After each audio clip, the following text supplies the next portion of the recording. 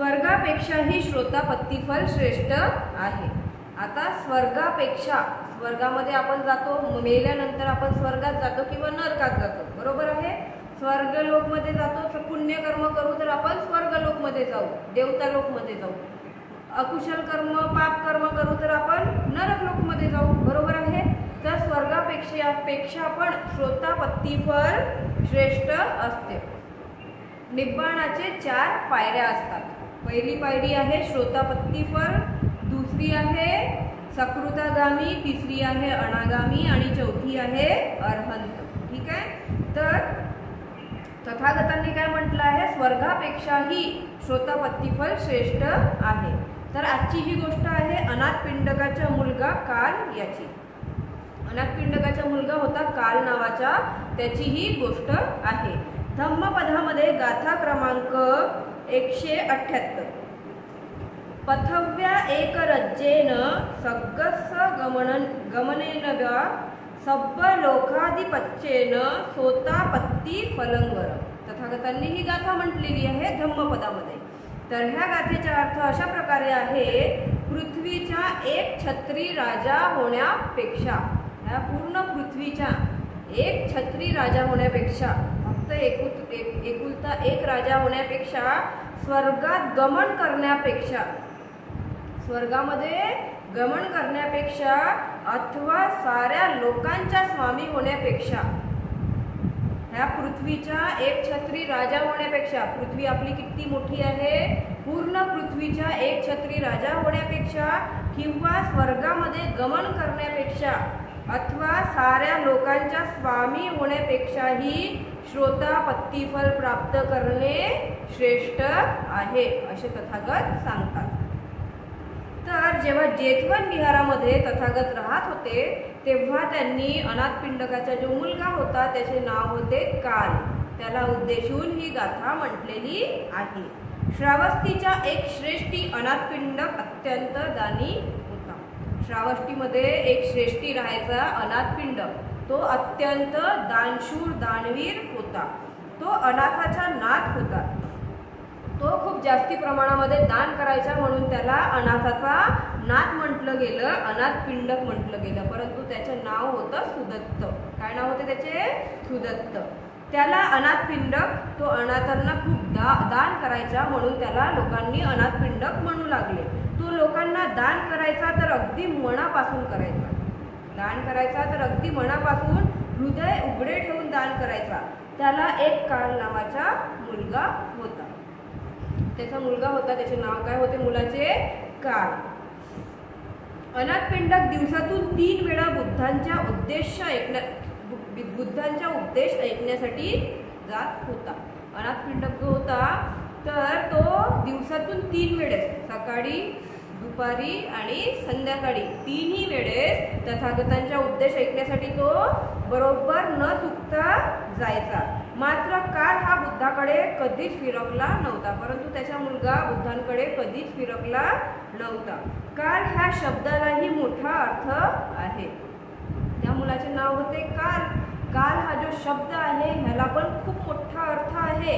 काल म्हणजे समय किंवा काल म्हणजे मृत्यू। कालचा अर्थ कसा आहे? काल म्हणजे समय किंवा काल म्हणजेच मृत्यू। ना समय बुद्धांना ऐकायला जात, ना मृत्यू कधी बुद्धांना ऐकायला जात। समय सुद्धा कधी भगवंतांना ऐकायला नाही जात आणि मृत्यू सुद्धा भगवंतांना कधीही ऐकायला नाही जात, कारण दोघेही बुद्धांना घाबरतात।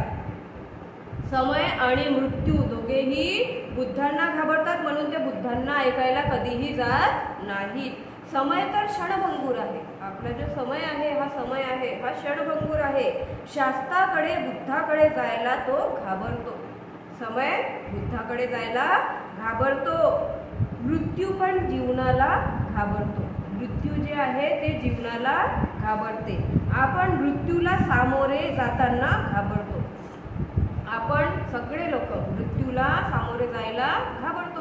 आपल्या समोर मृत्यू येत असली तर आपण घाबरतो, कारण आपल्याला आसक्ती असते आणि आपल्या मनामध्ये मला मरायचं नाही आहे, बरोबर आहे।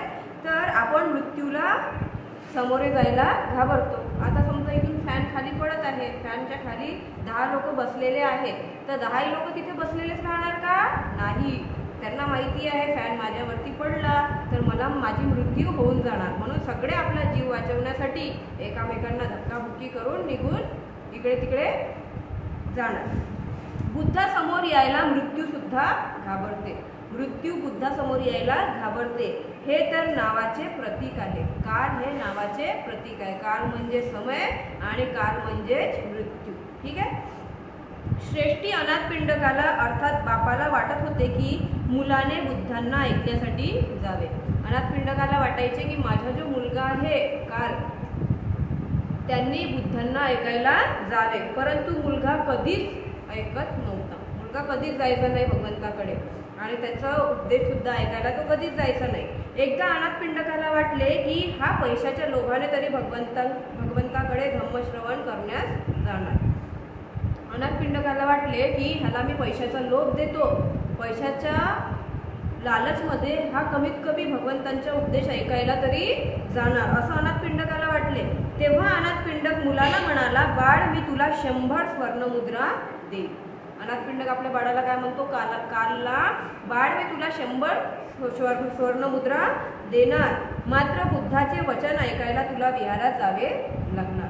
परंतु बुद्धाचे वचन ऐकायला तुला विहारामध्ये जावे लागेल, तर मी तुला 100 स्वर्णमुद्रा देणार. मुलाला पैशाचा लोभ झाला. मुलाला वाटलं की मला 100 स्वर्णमुद्रा मिळतील आणि तो बुद्ध वचन ऐकण्यासाठी गेला. पैशाच्या लोभामध्ये तो बुद्ध वचन ऐकण्यासाठी निघून गेला. मात्र बुद्ध वचन न ऐकता तो विहारात जाऊन झोपला. बुद्धाचे वचन तो न ऐकता विहारामध्ये जाऊन झोपला. तिथे रात्र काढली आणि सकाळी तो घरी आला. वडिलांना वाटलं पाहिजे की माझा मुलगा बुद्ध वचन ऐकून आला, बुद्धांचा धम्म उपदेश घेऊन हा आला, परंतु तो विहारामध्ये जाऊन रात्रभर झोपला आणि सकाळी उठून तो घरी आला. घरी आल्याबरोबर तो 100 स्वर्णमुद्रा वडिलांना मागू लागला. आता त्याची शर्त होती. त्याच्या वडिलांनी म्हटलं होतं की मी तुला 100 स्वर्णमुद्रा देणार, परंतु तुला बुद्ध वचन ऐकायला विहारामध्ये जावं लागेल. हा तर बुद्ध वचन ऐकायला विहारामध्ये जाऊन आलेला होता, परंतु आता याला स्वर्णमुद्रा पाहिजे होते. तर हा वडिलांना 100 स्वर्णमुद्रा मागू लागला. वडिलांनी अनाथपिंडकांनी सांगितले की प्रथम भोजन कर. अनाथपिंडक त्याला म्हणाला की प्रथम तू भोजन कर, जेवण कर आधी तू, परंतु पैसे मिळाल्याशिवाय भोजन करणार नाही.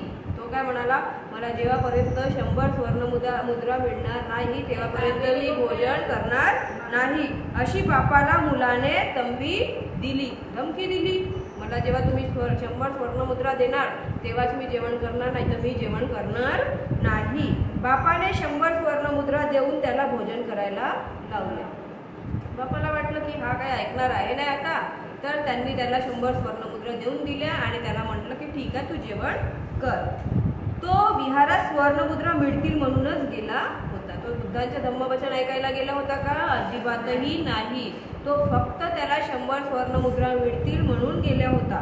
त्याचे मन बुद्ध वचनाकडे नव्हते आणि बुद्धांचं जेव्हा वचन सुरू होता तेव्हा हा एका कोपऱ्यामध्ये बसून रात्रभर झोपला. एकही शब्द त्यांनी बुद्धांचं ऐकलं नाही. तो कोपऱ्यात बुद्ध वचन ऐकता ऐकताच रात्रभर झोपला होता. एका कोपऱ्यामध्ये बसून तो बुद्ध वचन ऐकता ऐकता रात्रभर झोपला होता. कदाचित स्वर्णमुद्रांचे स्वप्न तो पाहत असेल. त्याला वाटत असेल की आता माझे वडील मला 100 स्वर्णमुद्रा मिळणार आहेत आणि ह्या 100 स्वर्णमुद्राच्या मग मी हे घेणार ते घेणार, असं करणार, इथे खर्च करणार तिथे खर्च करणार, नाही का? जसं आपल्याला कुणी म्हटलं की हे घे मी तुला 1000 रुपये देतो, तू माझं हे काम कर. आपण आपली इच्छा नाही पण राहिली तरी आपण तिथे जाऊ आणि आपण तिथे रात्रभर बुद्ध वचन न ऐकता आपण काय करू? 1000 रुपयाचे मी काय घेणार? साडी घेणार की ड्रेस घेणार की काय घेणार की माझे सामान घेणार, नाही का? हाच विचार आपण रात्रभर करत राहू. तशाच प्रमाणे जो काल होता त्याने पण रात्रभर हाच विचार केला असेल, 100 मला स्वर्णमुद्रा मिळतील आणि त्याचं मी हेच करणार म्हणून. स्वप्नातही तो 100 स्वर्णमुद्रा मोजत असेल. तो झोपेत पण 100 स्वर्णमुद्राच मोजत असेल. दुसऱ्या दिवशी सकाळी तो घरी परतला होता. दुसऱ्या दिवशी संध्याकाळी पुन्हा बाप मुलाला म्हणाला, दुसऱ्या दिवशी संध्याकाळी पुन्हा अनाथपिंडक आपल्या मुलाला म्हणाले, आज तुला मी 1000 स्वर्णमुद्रा देणार.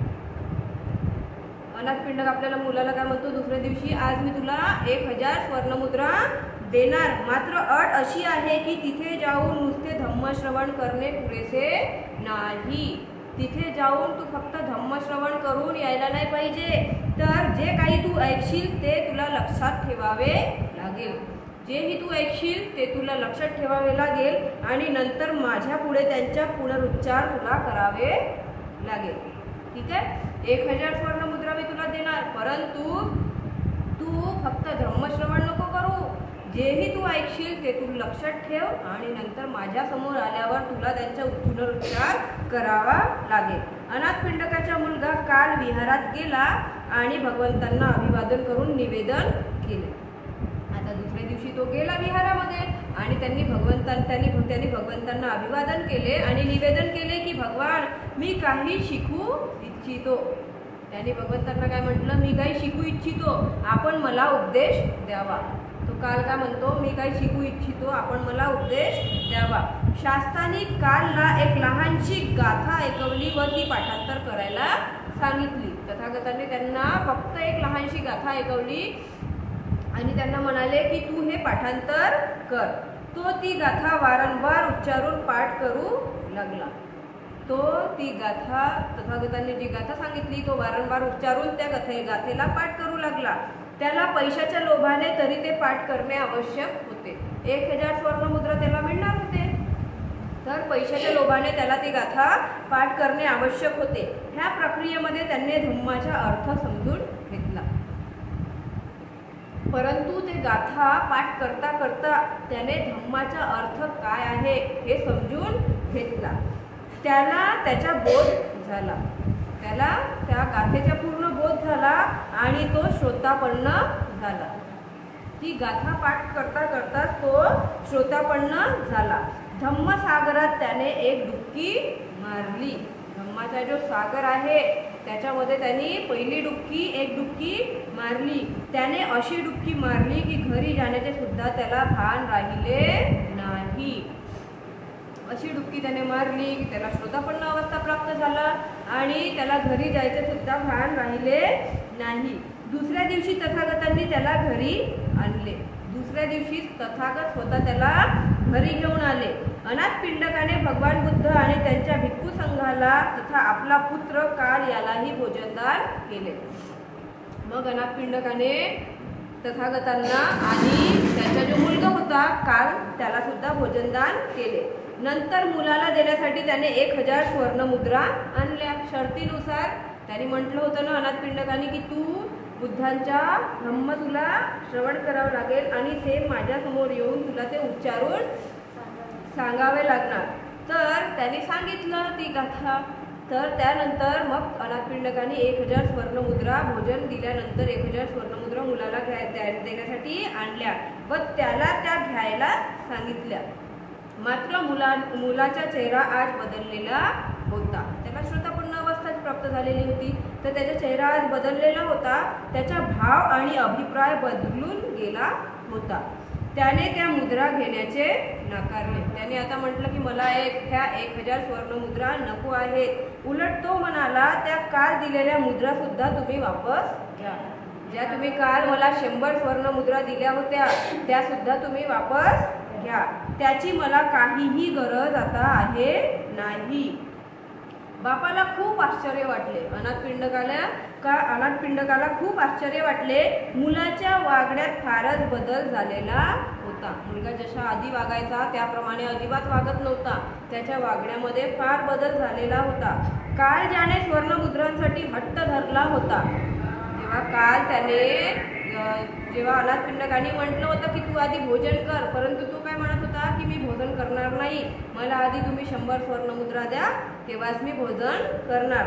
तर अनाथपिंडकाला वाटलं काल यांनी स्वर्णमुद्रांसाठी हट्ट धरला होता, तो आज त्या स्वर्णमुद्रा मला परत करायला तयार झालेला आहे. अनाथपिंडक मुलाच्या वागण्याने अत्यंत आश्चर्यचकित झाला. त्याने भगवंतांना याचे कारण विचारले. तो खूप आश्चर्यचकित झाला. त्याने भगवंतांनी याचे कारण विचारले. त्यावर शास्ता उत्तरले अनाथ पिंडक तुझा पुत्र आता तुझा राहिलेला नाही. तुझा पुत्र आता तुझा राहिलेला नाही, तो आता माझा पुत्र झालेला आहे. आता तो बुद्ध वंशात सामील झाला आहे. तो आता श्रोतापन्न अवस्थेला प्राप्त झालेला आहे. असे तथागत कुणाला सांगतात? अनाथ पिंडकाला सांगतात. धम्माच्या दायात तो आता बनलेला आहे. संघाचा भाग झालेला आहे. आता तो तुझा पुत्र झालेला नाही आहे, तर तो आता माझा पुत्र झालेला आहे.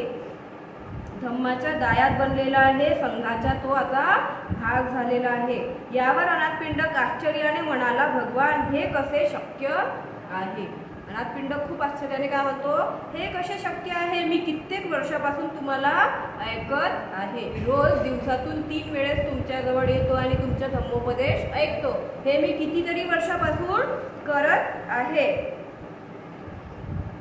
मी बदललो नाही, परंतु मी बदललो नाही. ह्या पुत्राने फक्त 2दाच, अर्थात 2 पैकी 1दाच त्याने आपले वचन ऐकलेले आहे. माझ्या पुत्राने फक्त 2दाच ऐकलेले आहे.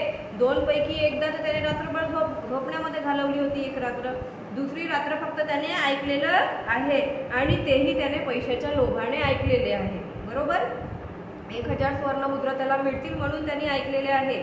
जीवनभर कधी आपल्या प्रवचनाला तो आला सुद्धा नाही आणि 2दाच आल्यानंतर हे कसे शक्य झालेले आहे, असे अनाथ पिंडक तथागतांना विचारतात. यावर बुद्ध म्हणाले, महाराज, श्रोतापन्न होणे कित्येक वर्षाच्या ऐकण्यावर, श्रोतापन्न होणे कित्येक वर्षाच्या ऐकण्यावर, कित्येकदा ऐकण्यावर, हजारो गाथांचा उपदेश ऐकण्यावर, आपण किती वेळेस ऐकत आहोत, किती वर्षापासून ऐकत आहोत आणि हजारो गाथांचा उपदेश ऐकत आहोत, तरी सुद्धा जो व्यक्ती एकदाच उपदेश ऐकतो आणि एखादीच गाथा समग्रतेने, एकाग्रतेने ऐकण्यावर अवलंबून आहे. जो व्यक्ती एकदाच उपदेश ऐकतो आणि एखादीच गाथा समग्रतेने आणि एकाग्रतेने तो ऐकतो, त्याच्यावरच अवलंबून आहे. आणि ही गोष्ट काल याने साधलेली आहे. ज्याने मला समग्रतेने ऐकले तो माझा झाला. जो मला समग्रतेने ऐकणार तो माझा झाला. आता तू त्याला चक्रवर्ती राजा बनव. आता तू त्याला चक्रवर्ती राजा बनव किंवा त्याला साऱ्या पृथ्वीचा अधिपती बनव. त्याला तू आता चक्रवर्ती राजा बनव किंवा हे पूर्ण पृथ्वी आहे त्याच्या अधिपती बनव. त्याला स्वर्गाचा राजा इंद्र तरी जरी तू बनवला, स्वर्गाचा जो राजा राहते इंद्र, जरी तू बनवला तरी तो माझा होणार, तरी तो तुझा होणार नाही. तू त्याला पृथ्वीचा अधिपती बनव किंवा ह्या स्वर्गाचा राजा इंद्र बनव, परंतु तरीही तो तुझा होणार नाही. त्या तिन्ही लोकांची संपदा त्याच्या चरणावर टाकशील तरी त्याला मोह होणार नाही. हे जे तिन्ही लोकांची संपदा आहे ते सुद्धा तू त्याच्या चरणावर जरी टाकला तरी सुद्धा त्याला लोभ मोह होणार नाही.